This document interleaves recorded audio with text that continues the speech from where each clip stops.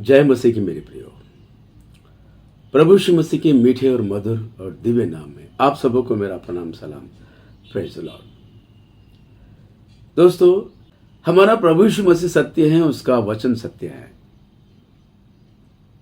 लेकिन मसीह कलीसिया प्रभु यीशु मसीह जो सत्य हैं उनको कहां तक जान पाए, कहां तक समझ पाए? केवल इतना ही कि प्रभु यीशु मसीह चिन्ह चमत्कार करने वाला है, अद्भुत कार्य करने वाला है,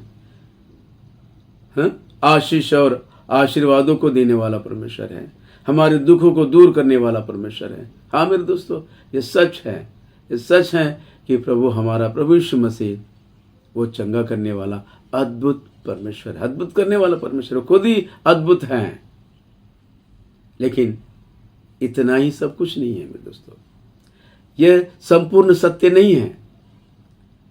66 ग्रंथों में प्रभु यीशु मसीह की जो सत्य की बातें, जो गहरी बातें हैं, जो दूर और गहरी है, उन बातों को समझने की आवश्यकता है। लेकिन क्या करें, लोगों ने सत्य को बाजार में बेच दिया है। यशायाह भविष्यवक्ता कहते हैं सत्य बाजार में गिर गई हैं। इसका कारण कौन है? मसीह कलीसिया। आज मसीह कलीसिया में सत्य ना होने के कारण ही पूरी तरह भटक गई है, बिखर गई है और अनेक अनेक डिनोमिनेशन में बट गई है।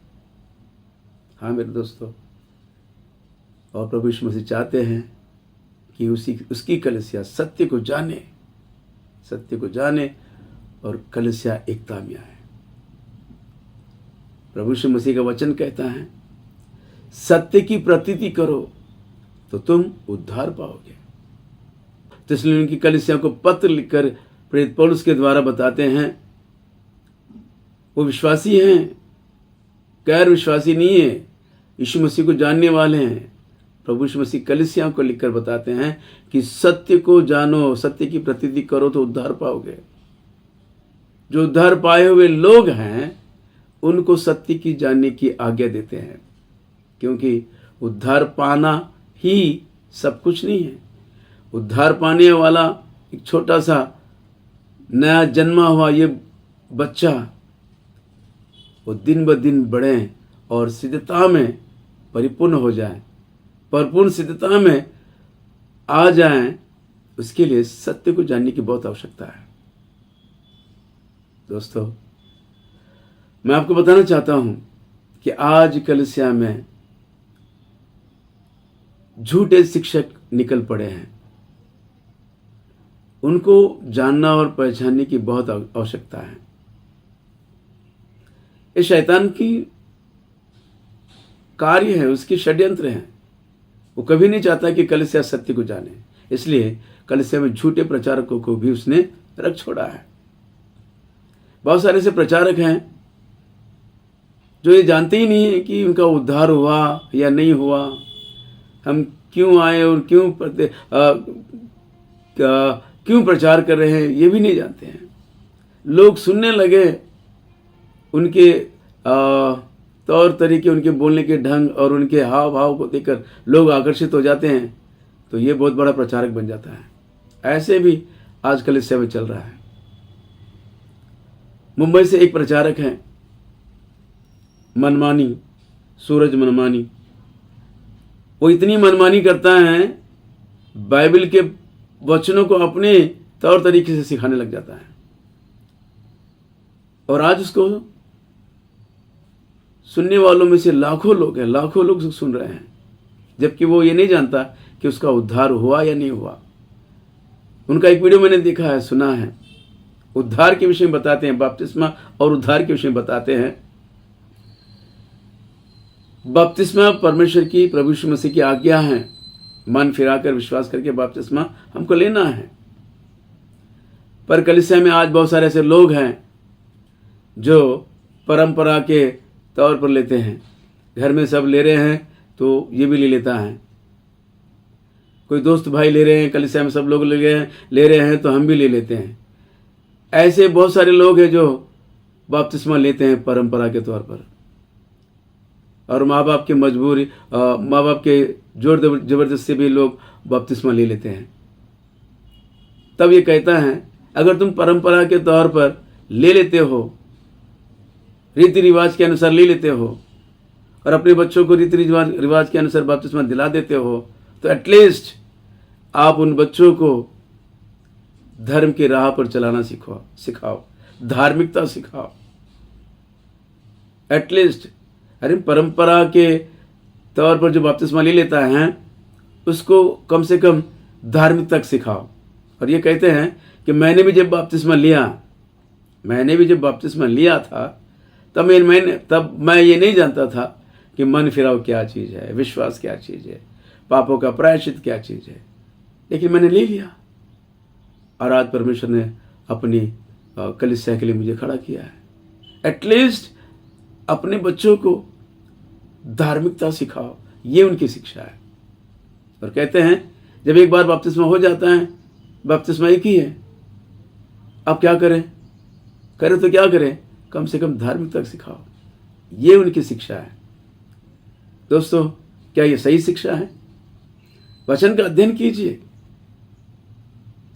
इसको खुद को नहीं मालूम कि इसका उद्धार हुआ या नहीं हुआ, लेकिन आज कलीसिया में सिखाने वालों में से लोग इसे सुनते हैं और इनकी शिक्षा पर विश्वास करते हैं।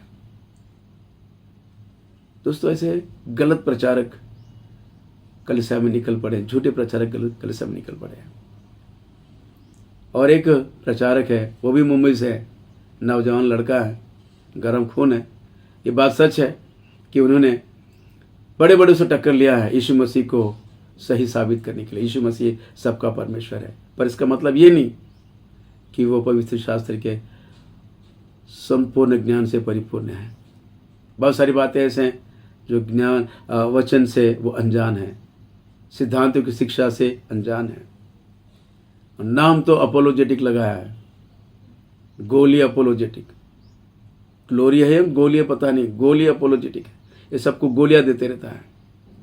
इसने भी उद्धार और बपतिस्मा के विषय में जो स्टेटमेंट दिया है, कहते हैं उद्धार और बपतिस्मा का कोई संबंध नहीं है, उद्धार से बपतिस्मा कोई संबंध नहीं है, ऐसा उन्होंने कहा।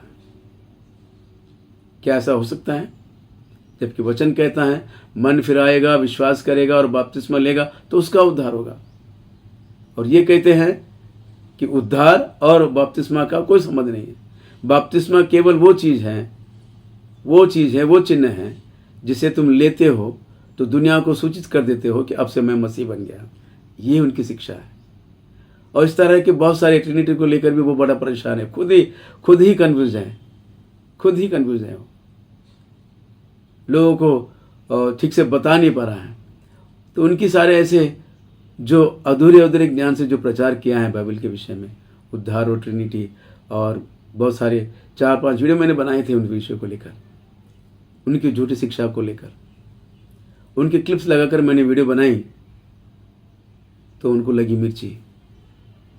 जबकि ये दुनिया भर के लोगों के वीडियो के क्लिप लगाकर उनको गलत साबित करने के लिए वीडियो बनाकर अपने चैनल में अपलोड करता है, तो कुछ नहीं, उन लोगों ने, किसी ने भी इनके चैनल पर या इन पर कॉपीराइट या स्ट्राइक लगाकर उन्होंने ऐसा कुछ नहीं किया कि उनकी चैनल बंद हो जाए, पर इसने मेरे चैनल को बंद करा दिया। कॉपीराइट लगाकर, स्ट्राइक लगाकर यूट्यूब वालों को कंप्लेंट कर दिया और मेरे चैनल को पूरी तरह बंद कर दिया, सत्य सारांश चैनल। ऐसे झूठे प्रचारक हैं। इनका एक प्रोग्राम है इनके चैनल में, सत्य का सामना। लोगों को सिखाते हैं, जब इनकी बारी आई तो उनको लग गई मिर्ची। देखिए, ऐसे गलत प्रचारक कलीसिया में निकल पड़े हैं।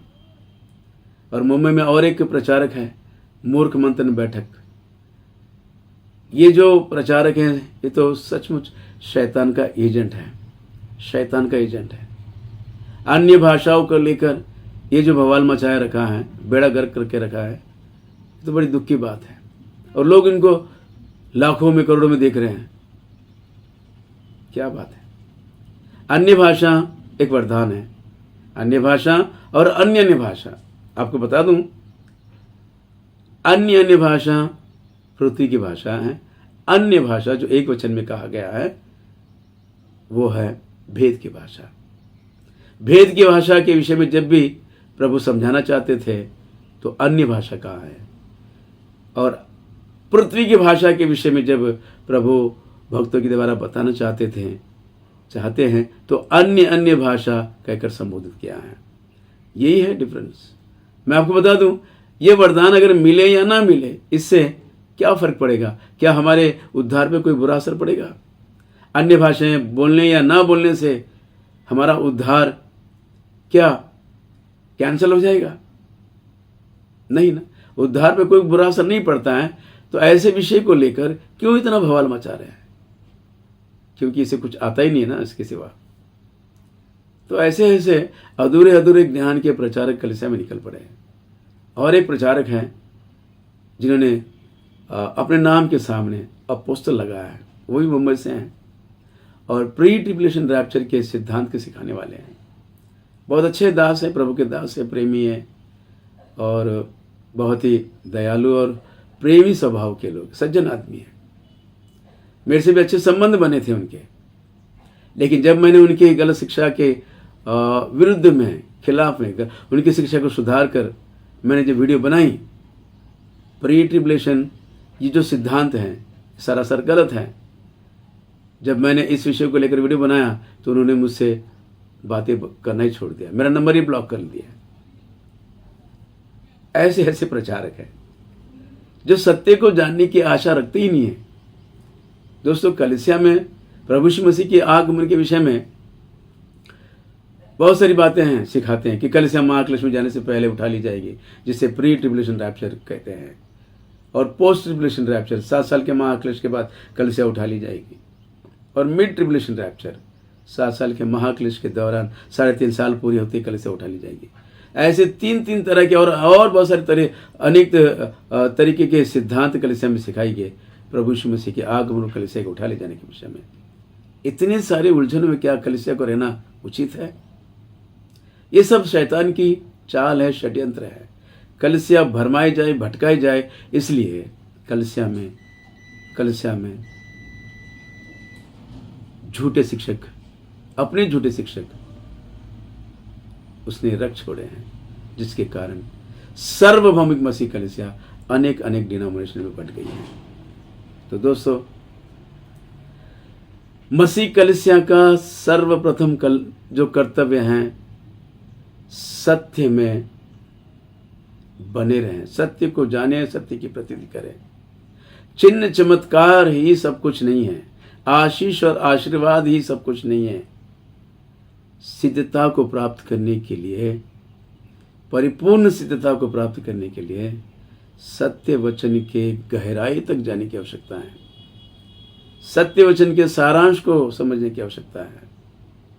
मेरी आप सबों से प्रार्थना है, नम्र निवेदन है, अगर ये संदेश आपको सही लगता है, कृपया इस संदेश को औरों तक पहुंचाइए और सत्य के सहकर्मी बनिए।